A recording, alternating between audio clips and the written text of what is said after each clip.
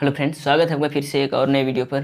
तो फ्रेंड्स, हमने first chapter unit and dimension को क्लियर कर चुका था और आज की क्लास में हम लोग नेक्स्ट चैप्टर को देखेंगे। वो चैप्टर है मेरा force and Newton's law of motion. क्या बल तथा न्यूटन की गति के नियम। क्या बल तथा न्यूटन के गति के नियम, force and law of motion. Chapter number 2 होगा ये। कितना? Chapter number 2।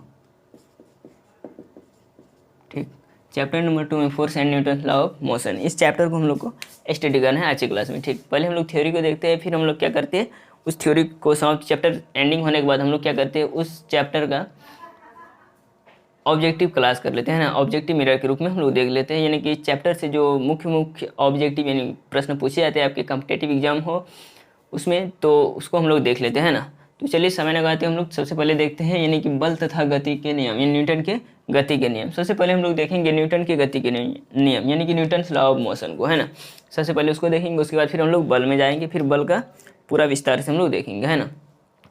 Newton's law of motion में क्या होता है कि सबसे पहले न्यूटन ने क्या 1686 ईस्वी में इसने अपनी प्रसिद्ध बुक प्रिंसिपिया में इसने इस गति के नियम का व्याख्या किया था। और इस गति के नियम को 3 वर्गों में विभाजित किया गया, यानी कि न्यूटन का फर्स्ट लॉ आपने पढ़ा होगा, second law and third law. ये सब पढ़ेंगे हम लोग, है ना। थोड़ा विस्तार से देखते हुए जाते हैं, है ना। चलिए सबसे पहले हम लोग पहले इसके बारे में जान लेते हैं थोड़ा, है ना। न्यूटन की गति के नियम, इसके बारे में हम लोग को अच्छी क्लास में देखना है।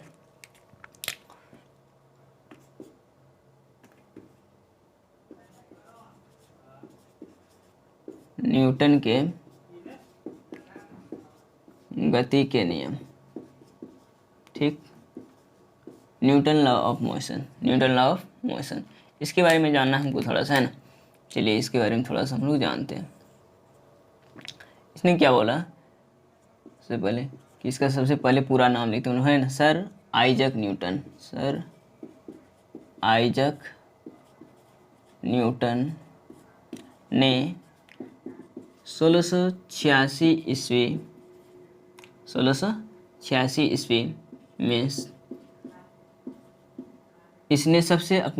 में इसने अपनी प्रसिद्ध किताब प्रिंसिपिया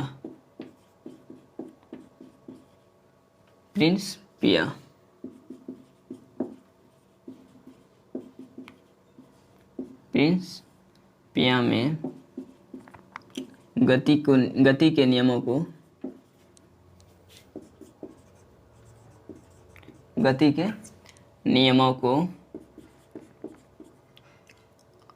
लिखा।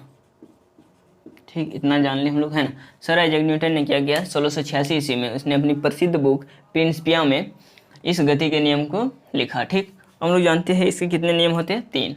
यहाँ हम लोग लिखते हैं, इसने 3 नियमों को दिया, इसके गति के 3 नियमों को दिया। ठीक, तो चलिए बारी बारी से हम लोग सबको देखते हैं ना। सबसे पहला लिखते हैं हम लोग प्रथम नियम, डायरेक्ट लिखते हैं प्रथम नियम। क्या बार बार लिखेंगे न्यूटन के प्रथम नियम, लंबा लिखना पड़ता है तो टाइम ज़्यादा जाएगा, वीडियो लॉन्ग हो जाएगा। प्रथम नियम या इसी को हम लोग बोलते हैं गैलीलियो का नियम, गैलीलियो का नियम। ठीक, या इसी को कहीं पर हमको लिखा हुआ मिलेगा कि जड़त्व का नियम। क्या? जड़त्व का नियम। ठीक, इसको इतने नामों से जाना जाता है, यानी कि न्यूटन का प्रथम नियम को किस किस नाम से जाना जाता है, गैलीलियो का नियम और जड़त्व का नियम। ठीक, अब हम लोग इसका देखते हैं कि इसका डिफिनेशन क्या होता है। कि इसमें क्या होता है कि प्रत्येक वस्तु अपनी विराम की अवस्था अथवा एक सरल रेखा में एक समान गति की अवस्था को बनाए रखता है जब तक कि उस पर कोई बाहरी असंतुलित बल कार्य ना करे। अगर कोई वस्तु कहीं पर अगर रुका हुआ है तो वह विराम की अवस्था और वह अपनी स्थिति को बनाए रखता है जब तक कि उस पर कोई बाहरी असंतुलित बल, यानी कि अगर आप किसी चीज़ को धक्का नहीं देंगे, उसमें क्या होगा, किसी चीज़ को धक्का दिए आप, यानी कि बाहर से एक बल लगा रहे हैं, असंतुलित, वह बल असंतुलित भी हो सकता है, संतुलित भी हो सकता है। ठीक, असंतुलित बल लगा रहे हैं, वो वस्तु पहले किस में था, विराम में, असंतुलित बल लगा रहे हैं, तो उसी को क्या कहता है, वह असंतुलित बल कार्य ना करे। जब तक उस पर कोई असंतुलित बल कार्य ना करेगा वो अपनी स्थिति को क्या करेगा, बनाए रखेगा। ठीक, इसी को हम लोग लैंग्वेज में लिखते हैं प्रत्येक वस्तु अपनी विराम की अवस्था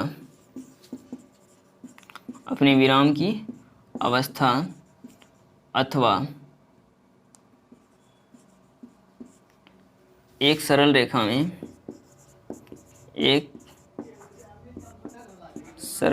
में एक समान गति की अवस्था को बनाए रखती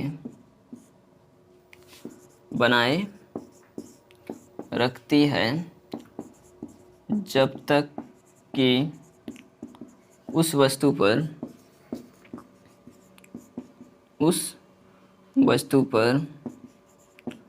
कोई बाहरी असंतुलित बल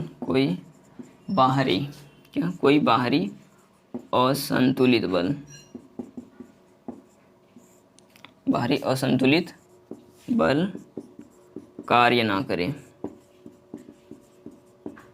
ठीक, प्रथम नियम में क्या कहता है? प्रत्येक वस्तु अपनी विराम की अवस्था अथवा एक सरल रेखा में एक समान गति की अवस्था को बनाए रखता है जब तक कि उस पर कोई बाहरी असंतुलित बल कार्य ना करे। क्लियर है यहाँ तक? अब हम लोग इसका एग्जाम्पल को देख लेते हैं ना। इसका एग्जाम्पल है, यहाँ लिखते हैं हम लोग एग्जाम्पल को, है ना। पहला एग्जाम्पल है, अगर गाड़ी चल रही है ना, गाड़ी में ब्रेक लगने के कारण यात्री का आगे की ओर झुक जाना। ठीक, देखिएगा जब आप गाड़ी में रहते होंगे, बस में, टेम्पू में, है ना, टोटो में, तो उसमें क्या होता है कि जब अचानक उसमें ब्रेक लगाया जाता है तो आप क्या होते हैं, यानी कि आगे की ओर झुक जाते हैं। ये एक्सपेरिमेंट आप कर भी सकते हैं, किए भी होंगे बहुत बार। अगला देखते हैं हम लोग क्या, जैसे अगर गांव घर में देखे होंगे कि क्या करते हैं कि लोग, यानी कि बांस का जो खूंटा होता है या किसी में कंबल को टांग करके उसमें जब छड़ी से हम लोग पीटते हैं उसमें, तो उसमें क्या होता है कि धूल कण जो विराम में रहता है वो पीटने के कारण गति में आने के बाद क्या होता है, नीचे गिर जाता है। ये भी न्यूटन का प्रथम नियम है। ठीक, इसके बाद लिखते हैं हम लोग, कंबल को छड़ी से पीटने पर धूल कण का नीचे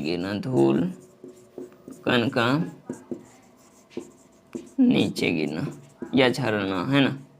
ठीक, अगला नेक्स्ट देख लेते हैं हम लोग क्या, कि ज़्यादा तो नहीं लिख पाएंगे, है ना, और ये देख लेते हैं हम लोग, जैसे कि अगर कहीं पर कार खड़ा है या कहीं पर मिरर ही ले लिए, हम शीशा ले लिए, है ना, तो उसमें क्या होता है कि अगर आप यानी कि उस शीशा में अगर आप पत्थर से अगर आप वार कीजिएगा, पत्थर उसको फेंकिएगा उस शीशा में, तो क्या होता है, चकनाचूर हो जाता है, यानी टूट जाता है ना। लेकिन उसी पर अगर हम बुलेट यानी कि गोली से फायर करें अगर उस शीशा पर, तो क्या होगा कि वो गोली जितना, यानी कि जैसे सीधा रहेगा ना, जैसे जिस तरह से गोली का आकार रहेगा वो उसी तरह से छेद करते हुए निकल जाएगा। ये भी न्यूटन का प्रथम नियम में आता है ना। क्या हमने बोला कि अगर किसमें, कांच में अगर पत्थर से वार किया जाए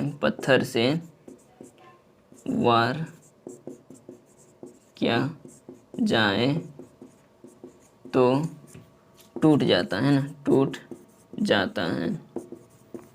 लेकिन अगर गोली से हम लोग करेंगे तो, लेकिन गोली से छेद हो जाता है। ठीक, हमने यहाँ कितना लिखा, 3 नियमों को यहाँ पर हमने लिखा, यानी कि अगर पत्थर से हम लोग किसी कांच पर वार करते हैं तो कांच क्या हो जाता है, चकनाचूर हो जाता है, लेकिन उसी पर अगर हम बुलेट से फायर करें तो वह सीधे छेद करते हुए निकल जाता है। ठीक, और अगर आपको नेक्स्ट एग्जांपल जानना है तो हो जाएगा क्या कि अगर कोई गाड़ी विराम में है और अचानक चलना शुरू कर दे तो यात्री क्या होता है कि पीछे की ओर धक्का लगता है, तो वह पीछे की ओर, यानी कि पीछे की ओर धक्का लग जाता है तो वह पीछे की ओर हो जाता है ना, और अगर ब्रेक लग जाता है तो आगे की ओर। क्लियर है यहाँ तक? उसके बाद अगर हम लोग नेक्स्ट एग्जांपल जाने कि अगर पेड़ की टहनी, है ना, पेड़ की टहनी को अगर हिलाया जाए, पेड़ की टहनी क्या है, विराम में है, अगर उसको हिलाएंगे तो क्या होता है, फल फूल यानी पत्ते क्या होते हैं, नीचे गिरते हैं, है ना। तो वो क्या होता है, वो भी प्रथम नियम पर ही आता है। ठीक, क्लियर है यहाँ तक। अब प्रथम नियम का हम लोग इतना देख लिया ना, अब हम लोग को देखना है कि प्रथम नियम से हम लोग को मिलता क्या है। न्यूटन का जो प्रथम नियम है उससे हम लोग को क्या फ़ायदा है, क्या यानी कि क्या फ़ायदा है, वो आप लोग देख ले एग्जांपल के थ्रू, है ना। कितना जगह हम लोग न्यूटन का फर्स्ट लॉ कार्य करता है ना। उसके बाद अगर हमको देखा जाए कि इससे जो डिफिनेशन मिला है न्यूटन के प्रथम नियम से दो राशि का परिभाषा मिला है ना, परिभाषा मिला। वो कौन कौन सा, वो है मेरा पहला है जो, वो है बल, फोर्स। ठीक, दूसरा है मेरा क्या, जड़त्व, इनर्शिया। इन दोनों का जो डिफिनेशन मिलता है वह न्यूटन के प्रथम नियम से मिलता है। क्लियर है यहाँ तक। अब हम लोग नेक्स्ट को देखते हैं कि नेक्स्ट क्या कहता है कि न्यूटन का द्वितीय गति नियम, है ना। सीधा लिखते हैं द्वितीय नियम,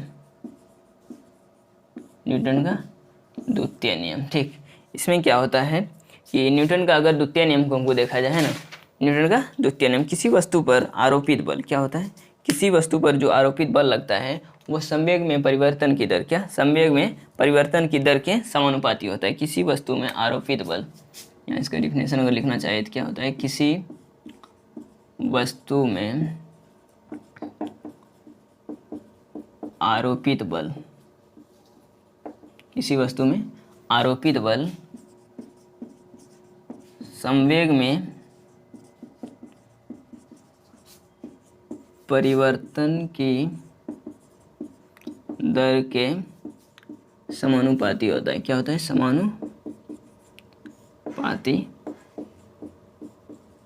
होता है ना। किसी वस्तु में आरोपित बल संवेग में परिवर्तन की दर के समानुपाती होता है। क्लियर है यहाँ तक। उसके बाद हम लोग देखते हैं क्या कि संवेग में परिवर्तन की दर, अब हम लोग इसका थोड़ा सा कैलकुलेशन करते हैं, क्योंकि इसी नियम से हम लोग यानी कि न्यूटन का सेकेंड लॉ से ही हम लोग को बल का फॉर्मूला यानी कि बल का व्यंजक प्राप्त होता है। F बराबर ma, आप लोग पढ़े होंगे, मास गुना एक्सेलरेशन। ठीक, तो हम लोग देखते हैं, जैसे यहाँ हम थोड़ा सा लिख देते हैं आरोपित बल, यानी कि आरोपित बल का क्या होता है, डायरेक्टली प्रोपोर्शनल टू होता है क्या, संवेग में परिवर्तन। इतना भी याद रहेगा आपका, सेकेंड नियम आप लिख लीजिएगा, संवेग में परिवर्तन की दर। क्लियर है यहाँ तक। ठीक, अब हम लोग थोड़ा सा देखते हैं आगे की ओर, है ना। आज थोड़ा थ्योरी का क्लास होगा, इसी कारण से थोड़ा लिखना पड़ रहा है ना। जब न्यूमेरिकल में आएंगे हम लोग तो और भी मज़ा आएगा। क्लियर। ठीक, अब संवेग में परिवर्तन की दर क्या, आरोपित बल के बराबर होता है ना। तो F हो गया आरोपित बल, इसको अगर डायरेक्टली प्रोपोर्शनल टू करें संवेग में परिवर्तन की दर, अगर हम लोग थोड़ा सा इसको समझते हैं फिगर से, है ना। जैसे ये कोई वस्तु है, ठीक, ये कोई वस्तु है, एक वस्तु ये है, एक वस्तु ये है, इसका भी m द्रव्यमान, इसका भी m द्रव्यमान। इस पर जब F से फोर्स आरोपित बल लगाया जाता है तो ये क्या होता है, u वेग से जाता है और ये v वेग से। ठीक, और आपने पढ़ा हुआ है कि फाइनल में हमको इनिशियल को घटाना पड़ता है, फाइनल में इनिशियल को घटाना पड़ता है। ठीक, इसी से हम लोग देखेंगे, है ना। चलिए, F is directly proportional to हो जाएगा किसका, एम भी फाइनल माइनस इनिशियल परिवर्तन, है ना, संवेग में बट्टा टी, क्योंकि संवेग में परिवर्तन की दर, और हमने फर्स्ट क्लास जिस रोज ले रहे थे उसने उस डे भी हमने बताया था कि परिवर्तन दर बोलेगा तो आपको टाइम से डिवाइड कर देना है। क्लियर है यहाँ तक। ठीक, तो जैसे एफ बराबर M, F directly proportional to M V minus M U बट्टा टी, और F E directly proportional to M को अगर हम कॉमन ले लें, ठीक, भी माइनस यू बट्टा टी, भी माइनस यू बट्टा टी आ जाएगा। क्लियर। और F is directly proportional to M, और इस v माइनस यू बट्टे टी को हम लोग लिखते हैं एक्सलेरेशन, है ना, ए से सूचित करते हैं, तो ए दे दिए। ठीक, अब ये डायरेक्टली प्रोपोर्शनल टू है, तो इसको हटाते हैं अगर तो कोई ना कोई कांस्टेंट आता है, तो f बराबर हो जाएगा के एम ए। ठीक, f बराबर के एम ए, जहाँ f क्या है, f आपका हो गया फोर्स, के क्या है, के आपका कांस्टेंट, एम क्या है मास, ए क्या है एक्सेलरेशन, ठीक। एफ फोर्स, एम मास, ए एक्सेलरेशन और के क्या है कांस्टेंट। अब इस कांस्टेंट को हम लोग समझते हैं थोड़ा सा, है ना। तो हम लोग फॉर्मूला क्या पढ़ते हैं कि बल बराबर एफ बराबर क्या होता है कि एफ बराबर एम ए, लेकिन जो आपका फॉर्मूला निकलता है उसमें के आया है, ठीक। के क्या होता है कि यानी कि कोई वस्तु पर अगर बल लग रहा है, ठीक, और उस वस्तु का द्रव्यमान 1 kg है, कोई वस्तु पर बल लग रहा है, जैसे ये कोई वस्तु है, इस पर बल लग रहा है एफ, ठीक, और इसका द्रव्यमान है 1 kg, ठीक। इसको 1 मीटर पर सेकेंड स्क्वायर के त्वरण से हम इसमें बल लगा रहे हैं, 1 मीटर पर सेकेंड स्क्वायर त्वरण से इसमें बल लगा रहे हैं ना। तो इसमें क्या होगा कि 1 kg का जो द्रव्यमान है, इसमें 1 मीटर पर सेकेंड स्क्वायर त्वरण उत्पन्न कर रहा है इस पर, है ना, बल लगा के। तो इसमें क्या होगा, एफ बराबर क्या हो जाएगा, एफ बराबर के तो कांस्टेंट है और 1 गुना 1, ठीक। और एफ बराबर मान लीजिए यहाँ 1 न्यूटन का बल लग रहा है, तो 1 बराबर के गुना 1 गुना 1, के बराबर 1 आ गया, ठीक। तो यही पर हम लोग ले लेते हैं कि लेट के बराबर अगर 1 मान लें हम लोग, अगर 1 न्यूटन का बल 1 kg द्रव्यमान पर 1 मीटर पर सेकेंड स्क्वायर का त्वरण उत्पन्न कर रहा है, तो के का मान कितना आ जाता है मेरा, 1 आ जाता है, ठीक। तो यही वैल्यू पुट किया जाता है ना। तो अगर हम ले यहाँ पर क्या कि के बराबर 1 है ना, के बराबर 1 कहाँ से आया, अब हमको नहीं पूछिएगा, है ना, क्योंकि हमने बता दिया के बराबर 1 कहाँ से आया, ठीक। तो जैसे एफ बराबर आया है मेरा के एम ए, ठीक। तो एफ बराबर हो जाएगा के का मान कितना 1 इंटू एम ए, तो एफ बराबर एम ए, ठीक। आप लोग यही फॉर्मूला पढ़ते होंगे, एफ बराबर एम ए। क्लियर है यहाँ तक। आज आप लोग ये आप में से बहुतों सीखे भी होंगे पहले भी कि कैसे निकालते हैं फॉर्मूला को, है ना, तो आज भी जान लिए, ठीक। उसके बाद नेक्स्ट को देखते हैं हम लोग कि इसका जो एग्जाम्पल है, क्या इसका जो एग्जाम्पल है वो किस तरह से है। जैसे आपने देखा होगा कि टेनिस का जो गेंद होता है, टेनिस का गेंद और क्रिकेट का गेंद आपने देखा होगा, ठीक। टेनिस का गेंद और क्रिकेट का गेंद में अगर हम टेनिस की गेंद को अगर कैच लेंगे तो उससे हमको कम चोट लगता है, टेनिस की गेंद की तुलना में टेनिस की गेंद से कम चोट लगता है। लेकिन अगर हम क्रिकेट की गेंद को कैच लेते हैं तो उससे अधिक चोट लगता है, ठीक। तो इसका जो एग्जांपल है यह फर्स्ट है कि एग्जांपल टेनिस के गेंद को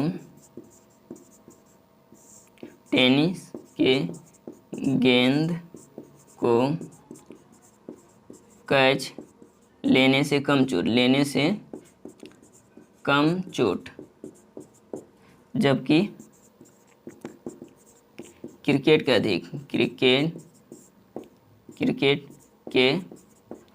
गेंद से अधिक, ठीक। क्रिकेट के गेंद से अधिक, ठीक। क्लियर है। और हमको अगर दूसरा पूछ दे कि यानी कि अगर हम गद्देदार अगर कोई चीज़ बिछाया हुआ है तो उसमें हम अगर कूदेंगे तो वहाँ पर हमको कम चोट लगेगा, ठीक। लेकिन अगर प्लस्तर किया हुआ है उसमें अगर हम कूदें तो वहाँ पर क्या होता है, हमको ज़्यादा चोट लगता है। क्लियर है। 2 एग्जाम्पल हुआ है, जगह नहीं रहने के कारण हम दूसरा एग्जाम्पल नहीं लिख पाएंगे, ठीक। तो यहाँ तक हम लोग देखें कि न्यूटन का फर्स्ट एंड सेकंड लॉ में हमने क्या सीखा कि न्यूटन का सबसे पहले न्यूटन की गति के नियम सर आइजैक न्यूटन ने 1686 ईस्वी में, कितने में 1686 ईस्वी में इसने अपनी प्रसिद्ध किताब प्रिंसिपिया, किसमें, ये याद रखना है न्यूटन का प्रसिद्ध बुक कौन सा है जिसमें न्यूटन के तीनों गति के नियम आते हैं, प्रिंसिपिया बुक है, क्या प्रिंसिपिया, ठीक। उसमें गति के नियमों को इसने लिखा, ठीक। गति के कितने नियम होते हैं, गति के 3 नियम होते हैं, क्लियर। उसके बाद गति के 3 नियम होते हैं, इसमें से हमने पहले यहाँ लिखा कि न्यूटन का प्रथम लॉ यानी कि प्रथम गति के नियम, उसी को हम लोग जानते हैं दूसरे नाम से गैलीलियो का नियम। उसके बाद जड़त्व का नियम या जड़ता का नियम इसी को कहते हैं, ठीक। उसके बाद अब हम प्रथम नियम को देखें कि प्रत्येक वस्तु अपनी विराम की अवस्था अथवा एक सरल रेखा में एक समान गति की अवस्था को बनाए रखती है जब तक कि उस पर कोई बाहरी असंतुलित बल कार्य ना करे। क्या करे, बाहरी असंतुलित बल कार्य ना करे। तो ये हो गया मेरा न्यूटन का फर्स्ट लॉ, ठीक। उसके बाद एग्जाम्पल हमने लिखा गाड़ी में ब्रेक लगने के कारण यात्री क्या होता है, आगे की ओर झुक जाता है, ठीक। उसके बाद अगर गाड़ी विराम की अवस्था हो और अचानक चलना शुरू कर दे, यात्री किसमें, पीछे की ओर झुक जाता है। क्लियर है तक। उसके बाद अगर कंबल में हम लोग किसी चीज़ से अगर यानी कि छड़ी से पीटे तो धूल कण का नीचे गिरना, ठीक। उसके बाद कांच में अगर हम पत्थर से वार करें तो कांच टुकड़ा टूर हो जाएगा, लेकिन कांच में हम बुलेट से वार करें तो क्या होगा, वो सीधे छेदते हुए निकल जाएगा, वो टुकड़ा टूर नहीं करता है। क्लियर। उसके बाद हम लोगों ने देखा कि न्यूटन के प्रथम गति नियम से मेरा 2 राशि का डिफिनेशन मिलता है। एक फोर्स हो गया और एक इनर्शिया यानी कि जड़त्व, एक फोर्स और एक जड़त्व का। ठीक, बहुत सारे बुक में आपको मिलेगा सिर्फ किसका, जड़त्व का, है ना, या जड़त्व का मिलेगा या फोर्स का, लेकिन दोनों का मिलता है एक ही में। ठीक, उसके बाद नेक्स्ट आपका आता है द्वितीय नियम। न्यूटन का सेकंड लॉ में क्या कहता है, किसी वस्तु में आरोपित बल, किसी वस्तु में आरोपित बल संवेग में परिवर्तन की दर यानी कि मोमेंटम में जो परिवर्तन होगा, चेंज होगा, दर के समानुपाती होता है, यानी डायरेक्टली प्रोपोर्शनल टू होता है। ठीक, उसके बाद हमने यहाँ लिखा भी है कि आरोपित बल के यानी कि फोर्स की डायरेक्टली प्रोपोर्शनल टू क्या होता है, संवेग में परिवर्तन की दर। यहाँ हमने लिखा है F E directly proportional to M P minus M U, इसमें जो परिवर्तन हुआ उसमें टाइम से भागा यानी कि की दर से भागा। ठीक, उसके बाद F E directly proportional to M, M को कॉमन लेने का भी माइनस यू बटे टी। और आपने पढ़ा होगा एक्सेलरेशन बराबर होता है संवेग में परिवर्तन की दर को त्वरण कहते हैं, संवेग में परिवर्तन की दर को त्वरण कहते हैं। तो संवेग में परिवर्तन की दर को त्वरण जब कहते हैं तो त्वरण बराबर होता है भी माइनस यू बटे टी, भी माइनस यू बटे टी। तो भी माइनस यू बटे टी जब यहाँ हुआ तो इसके लिए हम लोग लिख सकते हैं ए एक्सेलरेशन लिख सकते हैं। ठीक, उसके बाद F E directly proportional to M A, F E directly proportional to M A. ठीक, उसके बाद हमने देखा कि ई डायरेक्टली प्रोपोर्शनल टू जब भी हटता है तो कोई ना कोई कांस्टेंट आता है, कोई ना कोई कांस्टेंट आता है। जब आप ग्रेविटेशनल चैप्टर पढ़िएगा तो वहाँ जब ग्रेविटेशनल कांस्टेंट, जब वहाँ ये डायरेक्टली प्रोपोर्शनल समानुपाती का चिन्ह हटता है या डायरेक्टली इनवर्सली प्रोपोर्शनल टू का जब वहाँ पर साइन हटता है, रिमूव होता है, तो वहाँ क्या होता है कि कोई ना कोई कांस्टेंट आता है। तो वहाँ पर क्या आता है, जी, ग्रेविटेशन से जी आता है वहाँ पर, इसीलिए यहाँ हम लोग लिए के का के कांस्टेंट हम लोग ने माना। ठीक, और यहाँ एम क्या हो गया, मास हो गया, और ए एक्सेलरेशन, एफ फोर्स। ठीक, फिर हमने सोचा कि एफ बराबर, तो एम ए फॉर्मूला आपने पढ़ा होगा, है ना, एफ बराबर एम ए फॉर्मूला आपने पढ़ा होगा। तो एफ बराबर एम ए फॉर्मूला जब आपने पढ़ा तो अब हम लोग देखते हैं कि के बराबर 1, किसी किसी बुक में डायरेक्ट के बराबर 1 रहेगा। ठीक, तो आपको समझ में वहाँ थोड़ी दिक्कत होगा। हमने भी बताया भी कि अगर 1 न्यूटन का बल किसी वस्तु में लगाकर 1 kg का अगर वस्तु है तो उसको 1 मीटर पर सेकंड स्क्वायर की त्वरण उत्पन्न किया जाता है उस वस्तु के कारण, उस वस्तु पर। तो एफ के का मान कितना आ जाता है, 1 आ जाता है। ठीक, के का मान जब 1 आ जाता है तो एफ बराबर के इंटू एम ए, तो के का मान 1, एफ बराबर एम ए, एफ बराबर एम ए। और इसका जो हमने यहाँ पर एग्जांपल लिखा है कि टेनिस के गेंद, किसके, टेनिस के गेंद को अगर हम कैच लेंगे तो कम चोट लगेगा और क्रिकेट की गेंद को कैच लेंगे तो ज़्यादा चोट लगेगा। ठीक, उसके बाद नेक्स्ट आपका एग्जांपल आ जाता है कि अगर हम गद्दे की तुलना में हम अगर फर्श पर कूदे तो फर्श पर अधिक चोट लगता है। क्लियर है। अब हम लोग देखते हैं न्यूटन के थर्ड लॉ। उसके बाद नेक्स्ट क्लास में हम लोग देखेंगे बल से रिलेटेड, क्योंकि क्लास ज़्यादा लंबा होने के कारण हमको दिक्कत हो जाती है, एडिटिंग करने में थोड़ा सा, है ना, समय लग जाता है काफ़ी ज़्यादा। तो आप लोग को भी देखने में मज़ा नहीं आता होगा, एक ही क्लास में सारा चीज़ लोडिंग पड़ जाता होगा। 20 से 25 मिनट का क्लास काफ़ी है ना। तो चलिए हम लोग थोड़ा सा न्यूटन के थर्ड लॉ को देखते हैं।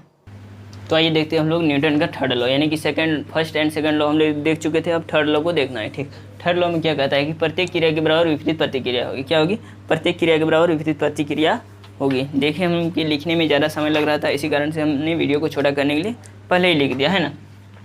तो चलिए उस सब पर ध्यान नहीं देना है। प्रत्येक क्रिया के बराबर विपरीत प्रतिक्रिया होती है तथा दोनों क्रिया जो होती है वो दोनों अलग अलग वस्तु पर होती है। ठीक, उसके बाद हम लोग नेक्स्ट देखते हैं कि इस नियम से दो तरह की बातें स्पष्ट होती है। पहला कि बल जो है हमेशा जोड़ी में होना चाहिए। क्या होना चाहिए, बल हमेशा पैरेलल होना चाहिए, जोड़ी में होना चाहिए। ठीक, उसके बाद क्रिया तथा प्रतिक्रिया दोनों अलग अलग वस्तु पर होना चाहिए। हमने पहले ही बताया वहाँ भी, है ना, क्रिया तथा प्रतिक्रिया दोनों अलग अलग वस्तु पर होगा। यहाँ भी हमने लिखा है क्रिया तथा प्रतिक्रिया दोनों अलग अलग वस्तु पर होगा। ठीक, उसके बाद इसका एग्जाम्पल जो है वह क्या है कि अगर रॉकेट छोड़ेंगे तो रॉकेट का आगे बढ़ना, रॉकेट को जब छोड़ती है तो पीछे की तरफ भी वो फोर्स लगाता है। ठीक, उसके बाद बंदूक से गोली छोड़ते समय पीछे की ओर धक्का लगाना, है ना। जब बंदूक से हम गोली छोड़ते हैं तो पीछे की ओर क्या लगता है, धक्का लगता है। उसके बाद और सब भी एग्जाम्पल है, जैसे कि आप नाव से अगर कूदते हैं, है ना, नाव अगर चल रहा है तो उससे अगर आप कूदिएगा तो नाव को क्या करता है, पीछे की ओर धक्का मारता है, तब आप आगे की ओर जाते हैं, बढ़ पाते हैं। ठीक, उसके बाद अगला है कि ऊंचाई से कूदने पर चोट का लगना। अगर आप ऊंचाई से कूदते हैं तो चोट का लगना, ऊंचाई से कूदते हैं तो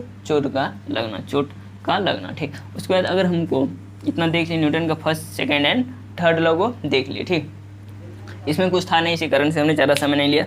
अब हम थोड़ा सा आपको एक ट्रिक बताना चाहते हैं, आप याद कैसे रखिएगा इन तीनों नियमों को, न्यूटन के तीनों नियमों को याद कैसे रखना है। ठीक, अगर वस्तु बोलेगी गति में है, इसमें गति या विराम का विरोध करे, है ना, गति या विराम का विरोध करें। उसके बाद अगर बोल दे कि वस्तु, अगर बोल दे कि चोट कम या चोट ज़्यादा, अधिक लिख देते हैं, चोट कम या चोट अधिक, क्योंकि न्यूटन का 3 नियम है और 3 कंसेप्ट से हमको तीनों को याद रखना है ना। उसके बाद तीसरा में है चोट लगना, कम ज़्यादा नहीं लगेगा, यहाँ चोट लगेगा ही, है ना। ठीक, हम लोग देखते हैं किसमें फर्स्ट नियम, किसमें थर्ड नियम, किसमें सेकंड नियम काम करता है ना।